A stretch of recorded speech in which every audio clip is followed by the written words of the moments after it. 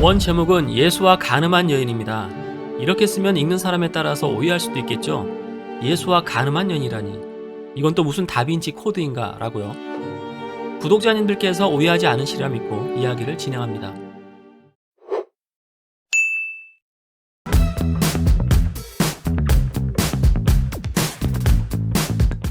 그림은 요한복음 8장에 나오는 이야기입니다. 바리새인들이 예수를 고소할 빌미를 얻기 위해 간음하다가 현장에서 붙잡힌 여인을 예수 앞에 데려와서는 모세율법에는 이런 여인을 돌로 쳐 죽이라 하였는데 당신은 어떻게 할거요? 라고 다그치는 장면입니다. 사랑과 용서를 설파해왔던 예수는 어떻게 대답할까 귀추가 주목되었죠. 막대기로 땅바닥을 몇 번 끄적이던 예수가 드디어 한마디를 던집니다.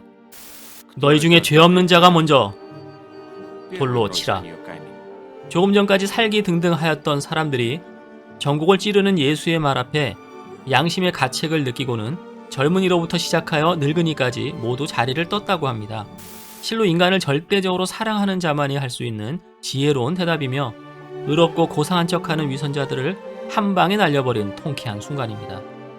만약 예수가 오늘날 서울 시내 한복판에서 죄 없는 자가 먼저 돌로 치라 라고 한다면 과연 어떻게 될까 생각해봤습니다. 뭐야? 지가 무슨 성이냐? 그러면서 돌로 쳐버리지 않을까요? 바리새인들이 위선적이라고 하지만 그래도 그들은 하나님을 믿는 종교인들로서 최소한의 양심은 살아있었던 것 같습니다. 그림으로 들어가 보겠습니다.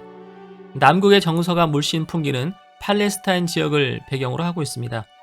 아마도 화가는 사도행전에 나오는 베드로와 요한의 이야기에서 힌트를 얻은 것 같습니다. 성전 미문에 앉아 구걸하는 안진뱅이가 보이기 때문입니다.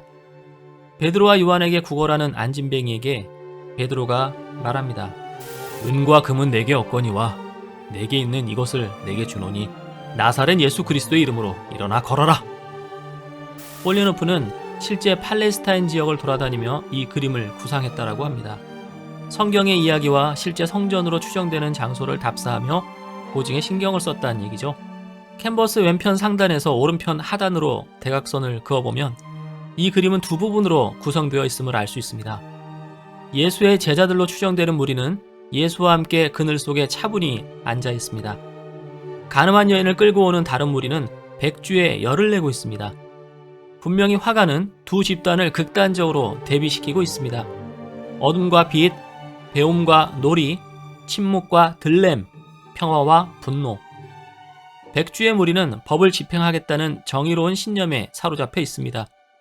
어떤 이는 손에 돌멩이를 들고 어떤 이는 막대기를 들고 당장이라도 여인을 때려 죽을 것 같은 포즈를 취하고 있습니다. 그러나 어떤 이들은 좋은 놀이가 생겼다는 듯 히히덕거리며 합류해 있습니다. 선동된 무리와 함께 온 종교 지도자들은 의기양양한 표정으로 예수에게 질문을 던집니다. 당신은 뭐라고 할 거요? 그런데 예수와 함께 있는 무리를 보십시오. 이런 위급한 상황에서 지나치다 싶을 만큼 차분합니다. 다가오는 무리를 보고 약간 놀란 정도입니다. 스승인 예수가 이 사태를 잘 해결할 거란 믿음이 있었던 것일까요? 아니면 자기들과는 상관없는 일이라는 태도였을까요? 여기서 우리는 수많은 시선들을 볼 수 있죠. 하지만 오직 두 시선만이 서로 교차합니다. 간음한 여인과 예수의 시선입니다. 너무나 아름다운 장면입니다. 이 세상에 이보다 더한 애틋함과 간절함이 만나는 시선이 또 있을까요? 제 기억으로는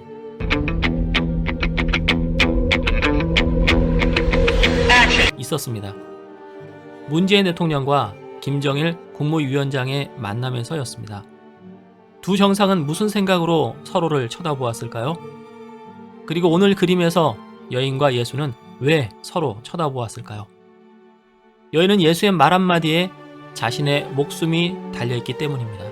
그녀 얼굴은 덫에 걸린 겁먹은 사슴 같습니다. 예수는 여인이 이 자리에 온 것은 자신 때문이란 걸 알기 때문입니다. 예수는 위선자들의 성실한 악행에 지쳐버린 얼굴입니다.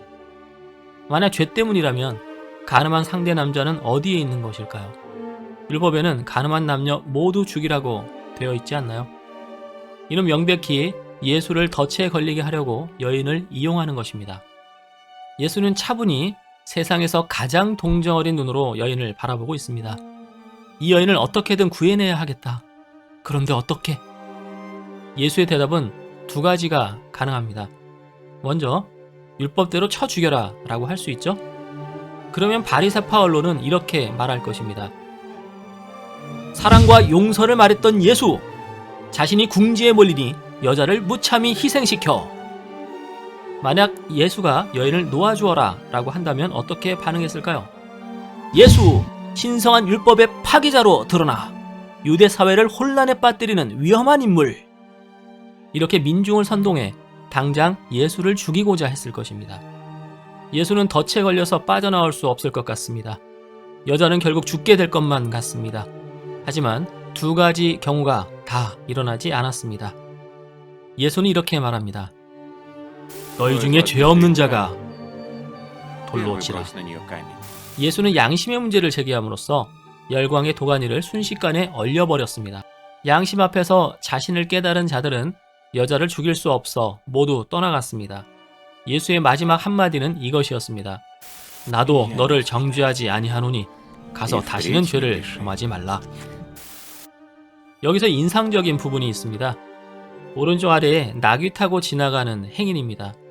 그는 성전을 지나가다가 우연히 이 장면을 목격한 것 같습니다.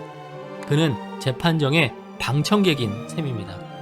그는 과연 어떤 반응을 보일까요? 그의 위치는 구성 속으로 열을 내는 무리편에 있습니다. 처음에 그는 당연히 율법대로 처결하려고 하는 무리의 입장에 동조했을 것입니다. 그러나 그늘 속에 배치가 되어 있다는 점에서 예수의 말에 설득된 상태임을 말해주는 것 같습니다. 그는 성난 군중들과는 달리 걱정스러운 표정을 하고 있습니다. 여인에 대한 동정심이 생긴 것 아닐까요? 또 하나 인상적인 것은 등장인물들을 팔레스타인 지역 사람들로 그렸다는 것입니다. 예수의 머리에는 후광도 없는 것이 신선하게 보이려 어떤 과장도 하지 않은 것입니다. 이는 지극히 인간적인 예수의 모습을 강조한 것이라 할 수 있습니다. 신이지만 인간으로 온 예수, 사람으로서의 약점을 갖고 유혹을 똑같이 당한 예수, 그러기에 그는 죄인을 완전히 공감할 수 있었을 것입니다. 이 그림은 예수가 죄인과 만나는 주제와 관련한 수작입니다. 오늘도 러시아 박물관에서는 이 그림 앞에서 많은 여행객들이 가이드의 설명을 듣고 있습니다. 바리새인들은 어김없이 욕을 먹고 있겠지만 한 번쯤은 바리새인의 자리에 우리를 놓고 그림을 보는 것도 의미가 있을 것입니다. 우리는 과연 저 여인을 돌로 칠 수 있을까요? 영상 재밌게 보셨다면 구독과 좋아요 부탁드립니다.